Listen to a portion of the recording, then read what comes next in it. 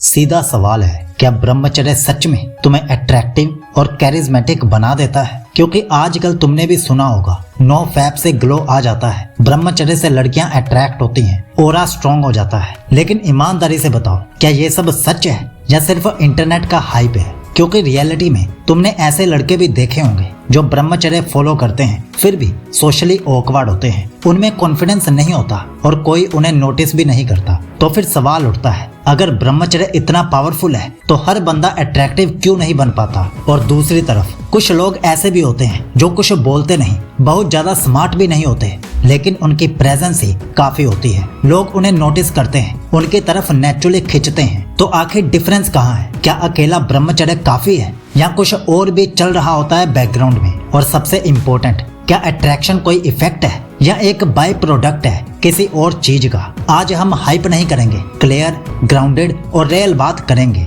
कि आखिर ब्रह्मचर्य अट्रैक्शन क्रिएट करता है या सिर्फ एक बेस बिल्ड करता है। सबसे पहले एक चीज समझ लो, अट्रैक्शन और कैरिज्मा कोई चीज नहीं है जो तुम ले आओ, ये रिजल्ट है तुम कैसे हो उसका।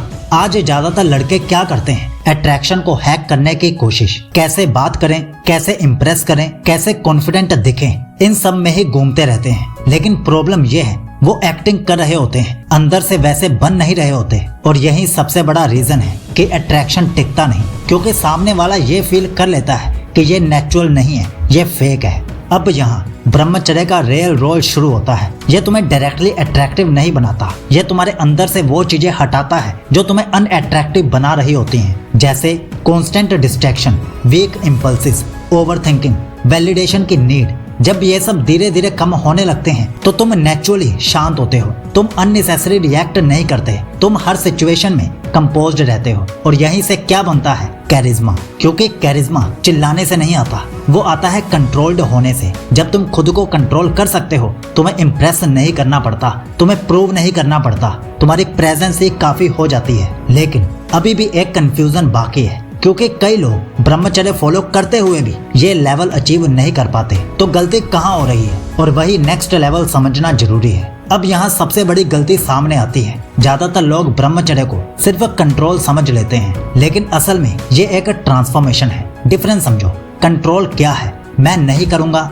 मैं रोकूंगा, मैं दबाऊंगा, ये कंट्रोल है। लेकिन ट्रांसफॉर्मेशन क्या है? मुझे इसकी जरूरत ही नहीं है। और यही गेम बदलता है, क्योंकि जब तुम सिर्फ कंट्रोल करते हो, बाहर से तुम स्ट्रॉन्ग दिखते हो, लेकिन अंदर से कांस्टेंट फाइट चल रही होती है। तुम खुद से लड़ रहे होते हो, हर थॉट से, हर अर्ग से, हर डिस्ट्रैक्शन से।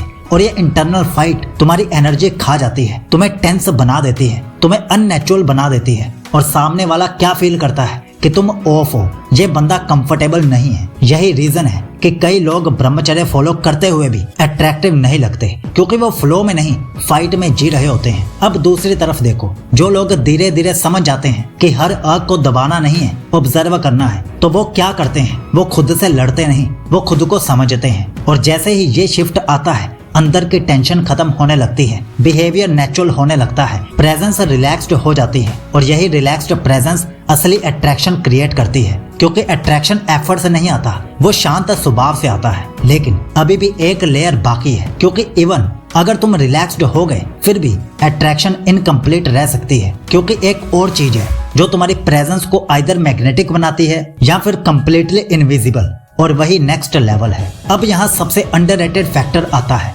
तुम्हारी एनर्जी बची कहाँ जा रही है? क्योंकि ब्रह्मचर्य का मतलब सिर्फ ये नहीं है कि तुम डिस्ट्रैक्शन से दूर हो रहे हो। असली सवाल है, जो एनर्जी तुम बचा रहे हो वो जा कहाँ रही है? क्योंकि अगर तुमने सिर्फ आग से कंट्रोल कर लिए, लेकिन उस एनर्जी को किसी डायरेक्शन में लगाया नहीं, तो वो एनर्जी वापस तुम्हें ही हिट करेगी, ओवरथिंकिंग में, फ्रस्ट्रेशन में, रैंडम आर्ग्स में। और फिर तुम बोलोगे ब्रह्मचर्य से कुछ भी चेंज नहीं होता। लेकिन प्रॉब्लम ब्रह्मचर्य में नहीं है, प्रॉब्लम डायरेक्शन में है। अब दूसरी तरफ देखो, जो लोग सेम एनर्जी को किसी पर्पस में डाल देते हैं, चाहे वो स्टडीज हो, फिटनेस हो या स्किल बिल्डिंग हो, तो धीरे धीरे क्या होता है? उनका फोकस शार्प हो जाता है, उनका माइंड स्कैटर्ड नहीं रहता, उनकी लाइफ में एक डायरेक्शन आ जाती है। और यही डायरेक्शन उनकी पर्सनैलिटी को सॉलिड बनाती है। अब जब एक बंदा क्लियर होता है, उसे पता होता है क्या करना है, वो हर चीज पे रिएक्ट नहीं करता, वो अपनी लाइफ में बिजी होता है ग्रोथ के साथ, तो ऑटोमेटिकली क्या होता है, उसकी वैल्यू बढ़ जाती है, उसकी प्रेजेंस हैवी हो जाती है, क्योंकि लोग फील करते हैं कि ये बंदा फ्री नहीं है, इसके पास कुछ इंपॉर्टेंट चल रहा है लाइफ में। और सच भी यही है, अट्रैक्शन लुक से नहीं आता, अट्रैक्शन आता है फोकस और डायरेक्शन से, क्योंकि जहाँ क्लैरिटी होती है वही कॉन्फिडेंस होता है, और जहाँ कॉन्फिडेंस रियल होता है वही कैरिज्मा नेचुरल बनता है। लेकिन अभी फाइनल पीस बाकी है, क्योंकि फोकस और कंट्रोल होने के बाद भी कुछ लोग फिर भी एवरेज ही रह जाते हैं और कुछ लोग नेक्स्ट लेवल पर चले जाते हैं। तो डिफरेंस कहाँ आता है? अब यहाँ पर सबसे पावरफुल शिफ्ट आता है कंसिस्टेंसी और आइडेंटिटी का, क्योंकि सच ये है, अट्रैक्शन एक दिन में फील हो सकता है, लेकिन कैरिज्मा टाइम के साथ बिल्ड होता है, और वो भी तब जब तुम्हारा बिहेवियर रिपीट होता है, हर सिचुएशन में सिमिलर रहता है, क्योंकि लोग तुम्हारी एक एक्शन से इम्प्रेस नहीं होते, वो तुम्हारे पैटर्न से ट्रस्ट बनाते हैं। अब सोचो, अगर तुम 5 दिन डिसिप्लिन्ड हो, फिर 2 दिन कम्प्लीटली ऑफ ट्रैक, फिर गिल्ट, फिर रीस्टार्ट, ये साइकिल चलता रहा, तो बाहर से क्या सिग्नल जाता है?